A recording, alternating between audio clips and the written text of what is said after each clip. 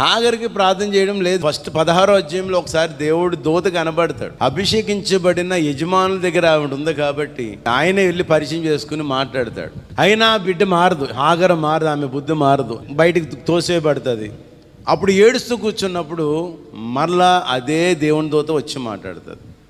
ఎందుకు వచ్చి మాట్లాడింది 2 సార్లు అంటే, అబ్రహాం వివాహం చేసుకున్న అన్యురాలే, అంటే రక్షణకి ఆమె ఎప్పుడు కూడా హృదయం తెరవలే. హాగరుని అబ్రహాం వదిలేసిన అబ్రహాము హాగర్ కోసము ఇష్మాయేల్ కోసము ప్రార్థన అయితే మానడు. గొప్ప విజ్ఞాపనకర్త అబ్రహాం. ఎందుకో తెలుసా అండి, ఆయన సొదొమ గొమొర్రా కోసము దేవుని దగ్గర చాలాసేపు బతిమాలుతాడు. 10 మంది ఉంటే కాపాడుతావా, 20 మంది ఉంటే కాపాడుతావా, 50 మంది ఉంటే కాపాడుతావా అని. అయితే హాగర్ కోసం ఇంకెంత ప్రార్థన చేసి ఉంటాడు. కాబట్టి దేవుడు అబ్రహాం గురించి హాగర్తో మాట్లాడతాడు.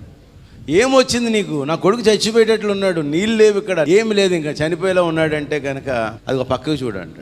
కొంచెం దూరంలో ఏముంది, నీటి ఓట. దేవుడు హుష్ అన్నాడా, ఆవిడ అదంతా తిరిగింది, ఆవిడకి అంత పెద్ద నీటి ఓట కనపడతలే, కన్నులు మూసిపోయి ఉన్నాయి. ఎవరైనా రక్షణ పొందాలని, ఎవరైనా విడుదల పొందాలంటే వాళ్ళ కోసం మీరైనా ప్రార్థన చేయాలి, నీ కోసం ఎవరైనా ప్రార్థన చేయాలి, లేదంటే నువ్వు ధ్యానించాలి. మన జీవితంలో కూడా నీ ఆశీర్వాదం నీ దగ్గర ఉంటుంది. నీ కన్నులు మూయబడ్డం ద్వారా నీ ఆశీర్వాదం నువ్వు చూడు, నీ అభివృద్ధి నువ్వు చూడు, నీ శక్తి నువ్వు చూడు, నీ ఆరోగ్యం నువ్వు చూడు, నీ విడుదల నువ్వు చూడు.